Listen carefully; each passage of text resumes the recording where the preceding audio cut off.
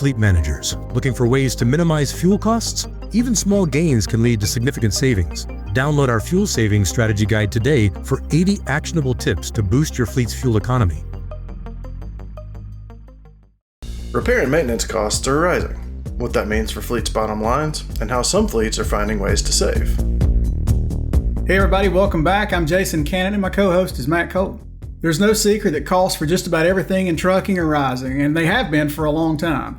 When it comes to equipment costs, even with notable increases in repair and maintenance costs, many fleets are holding on to equipment longer. That of course means even more spending on repairs and general maintenance.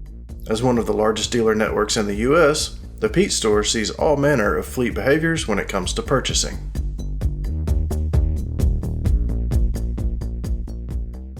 A lot of fleets are just trying to get back to what we would consider a normal buying cycle coming out of COVID. The freight market through capacity has seen positive movement coming out of COVID. The trend continues for now, but I think the biggest one is trying to just get back to a norm. We were under allocation for some time, so a lot of fleets kind of got out of their normal buying cycle and had no choice than to hold on to their assets longer coming out of COVID. And it's been a catch-up point for the last few years. Then we start running into, EPA regulations. We've kind of been on the fence on that for some time. But now we've got some direction, at least going into fiscal year 2027 from a large portion of the OEMs. So that's a good thing. At least we've got some visibility there. But just trying to get back to a normal buying cycle and some type of normalness has been by far, one of the most difficult things for a lot of our fleets to get done lately. As Tommy mentioned, many fleets have been forced to hold on to equipment longer than they typically would. So while trying to get back into a normal equipment cycle, how is that impacting the bottom line? We see a lot of larger repair costs, usually at the end of the asset's life cycle and after the warranties have expired. So the overall cost of ownership and cost per mile just continue to increase as assets age. And due to the rise in repair events, the cost of increased downtime, it's reflected in the overall reliability of an asset. So hanging on to it longer sometimes isn't always the best business decision, but trying to keep older fleets maintained and running and limit the breakdowns, it just gets harder as assets get older. Every trucking company's break-even point for holding on to a used truck compared to buying a new truck, which aren't getting any cheaper by the way, is different. But Tommy explains what he sees. The idea here is where's the break-even point? When's a good time to trade a unit in? Where's your best residual value out of an asset? Once the life of a truck has gone out, and you want to release the truck for trade or for resale, ideally you want that to happen prior to your larger component warranties running out. And ideally, this should be done before those large repair costs start to incur themselves. We start to see or at least larger fleets they start to see some of the larger repair costs, right around the 450 to 600,000 mile mark. And this varies between application. It varies between fleets. Years, normally right around 5 or 6 year range, we start seeing those larger repair costs. You see engines failing, transmissions failing, and that the overall cost per mile rising. Now looking at the calendar, summer will be winding down in the next few weeks, even if the temperature gauge outside doesn't reflect that. But while temps are still high, there are a number of things that fleets can do to keep their trucks running in peak condition. As the after-treatment systems have evolved over the years, heat has been one of the number one contributors to some of the issues that we run into. Maintaining a good cooling system is probably one of the most important things to contend with in the summer months. Obviously, tires, brakes, chasing brittle hoses, loose clamps. Lately, one of the ones I've seen a lot of is batteries. Even with the winter months, coming ahead of us here, for some reason, you see a lot of batteries needing replaced. As Tommy mentioned, cold weather season is just around the corner, and there are definitely some ways fleets can soon begin preparing their equipment for the winter months. First and foremost, a good preventive maintenance program is always going to be key.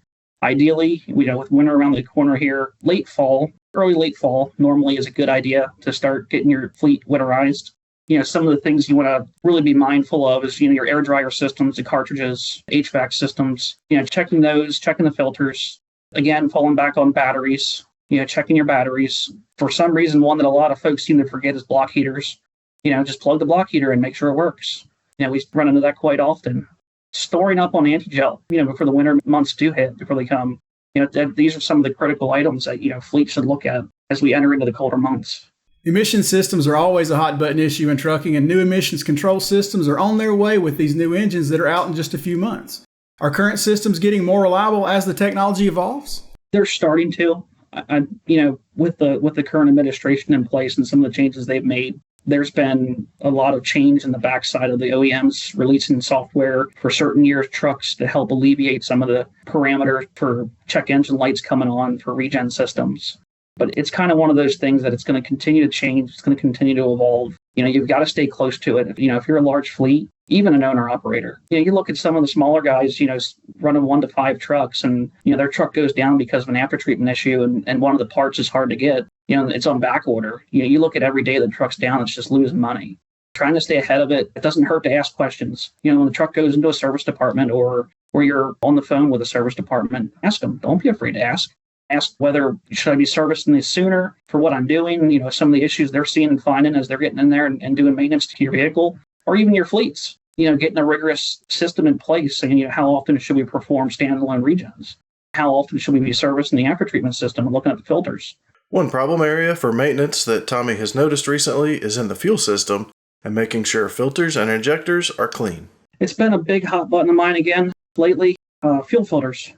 Just because you're able to go in and buy a fuel filter for $6 cheaper than an OEM or $16 cheaper than an OEM filter, we're seeing more and more clogged injectors, D-rate codes going.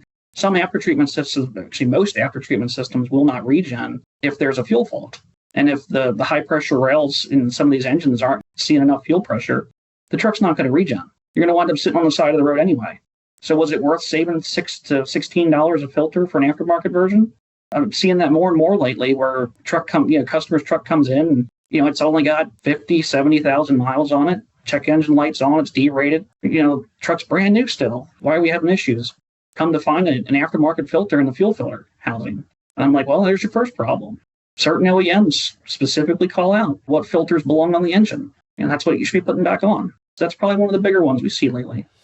That's it for this week's 1044. You can read more on ccjdigital.com. While you're there, sign up for our newsletter and stay up to date on the latest in trucking industry news and trends.